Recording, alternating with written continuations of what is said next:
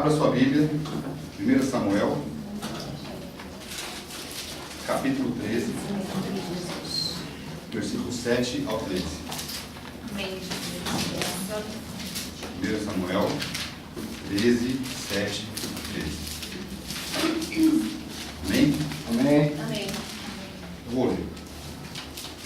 E alguns dos hebreus passaram o Jordão para a terra de Gade e Gileade. E estando Saul ainda em Gilgal, todo o povo ia atrás dele tremendo. Esperou Saul 7 dias, até o tempo que Samuel terminara. Não vindo, porém, Samuel a Gilgal, o povo se dispersava dele. Então disse Saul: trazei-me aqui um holocausto e ofertas pacíficas. E ofereceu o holocausto. E sucedeu que, acabando ele de oferecer o holocausto, eis que Samuel chegou.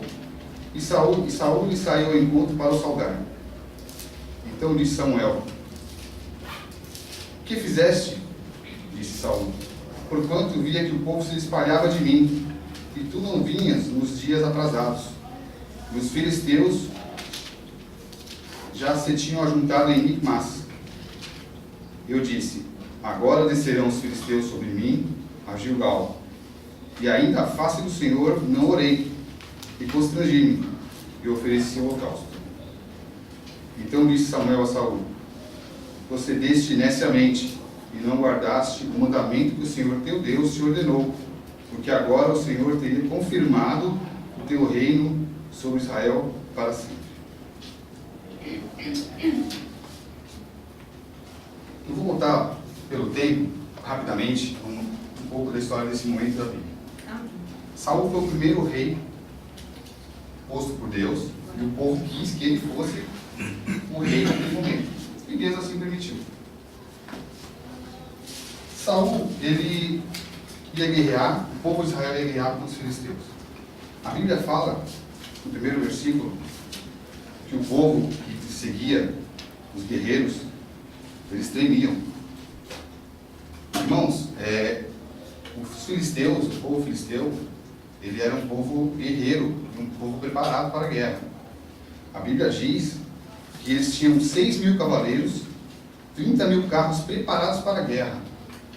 E o povo de Israel? Se você pegar um pouco antes da Bíblia, alguns versículos, você vai ver que o povo ele estava se escondendo de medo. Esse povo de Israel, ele sabia que Deus era com ele, com eles, com todos. Mesmo assim, nós como humanos, perante a um exército, iríamos tremer também. A Bíblia nos relata que o povo filisteu, eles tinham os ferreiros. E quem usava esses ferreiros era o povo de Israel para fazer as suas espadas.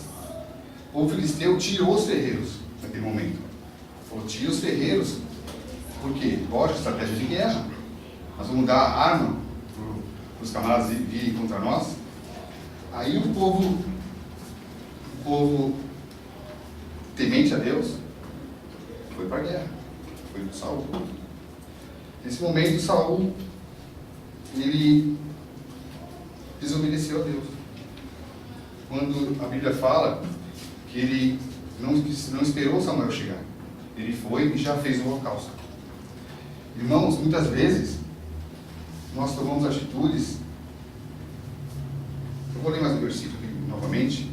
Então, o 13:13. Então disse Samuel a Saul: procedeste neciamente, e não guardaste o mandamento que o Senhor teu Deus te ordenou, porque agora o Senhor teria confirmado o teu reino sobre Israel para sempre. Fala para o seu irmão agora: seja obediente. Seja obediente. Seja obediente. Aleluia.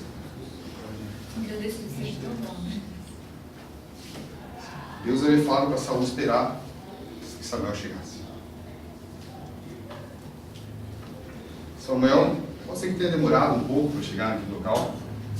Eram 7 dias. Às vezes nós queremos ajudar a Deus. Isso acontece comigo, acho que aconteceu com cada irmão, querer ajudar a Deus. Deus te dá promessas. Você vai ganhar um emprego. Você vai ganhar uma esposa, um cônjuge. E muitas vezes nós queremos ajudar a Deus. Você já tem a promessa. Você já sabe que vai receber, mas aí você vai pela sua força. Os seus olhos carnais, você consegue ver a promessa. Já vai receber, glória a Deus, aleluia, já vou receber. Mas você vai naquele momento, você toma aquela atitude precipitada. Isso nós não podemos tomar.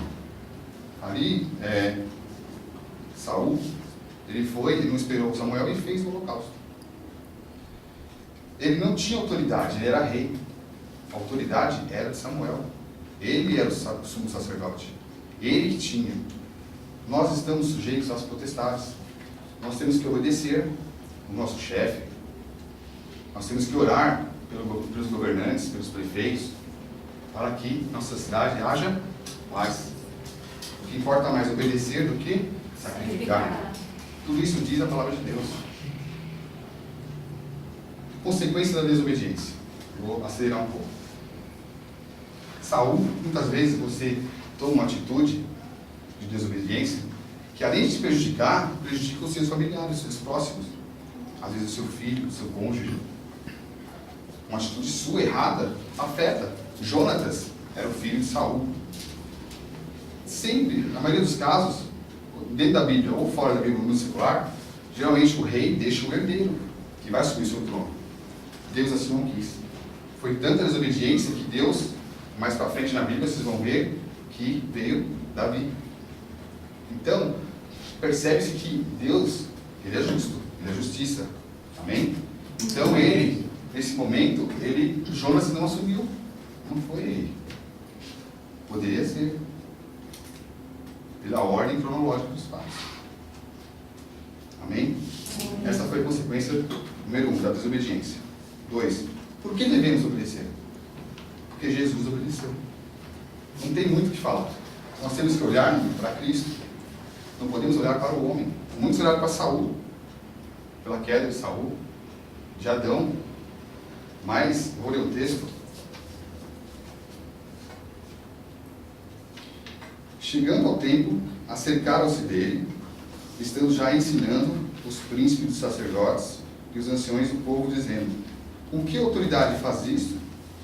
E quem te deu tal autoridade? Questionaram Jesus. Mas Jesus, ele era Deus. Ele estava entre nós, viveu entre nós. Ele tinha autoridade. Para obedecermos, nós temos que estar sujeitos a uma autoridade. O pastor, a igreja, como eu falei, no trabalho, orar pelo seu chefe, orar pelos governantes. Esse ano tem eleições, orar pelo presidente, para que haja paz no nosso meio, na nossa cidade. Amém? Terceiro, temos o exemplo de obediência em Jesus Cristo. Mateus 26, 39 até o 42. Os irmãos podem ler se quiserem, mas eu vou ler um versículo aqui. E indo um pouco mais para adiante, prostrou-se sobre o seu rosto, orando e dizendo: meu Pai, se é possível, passa de mim esse cálice.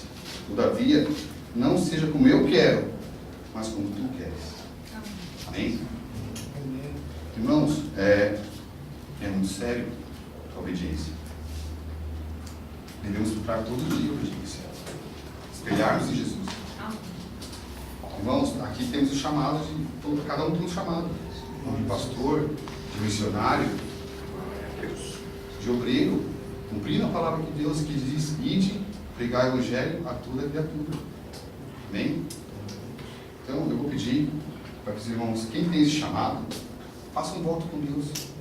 Fique em pé agora, vamos orar.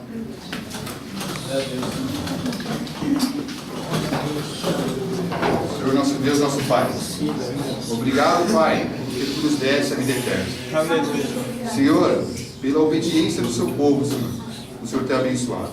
Verdade. Não com carros, cavalos, mas pela tua graça, Senhor, através de Jesus Cristo. O Senhor abençoa cada um, Senhor. Capacita, Pai.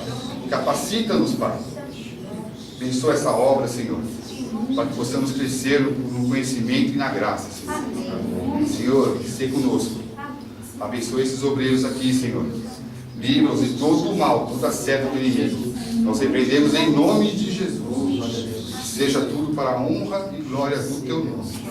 Em nome de Jesus. Amém. Amém.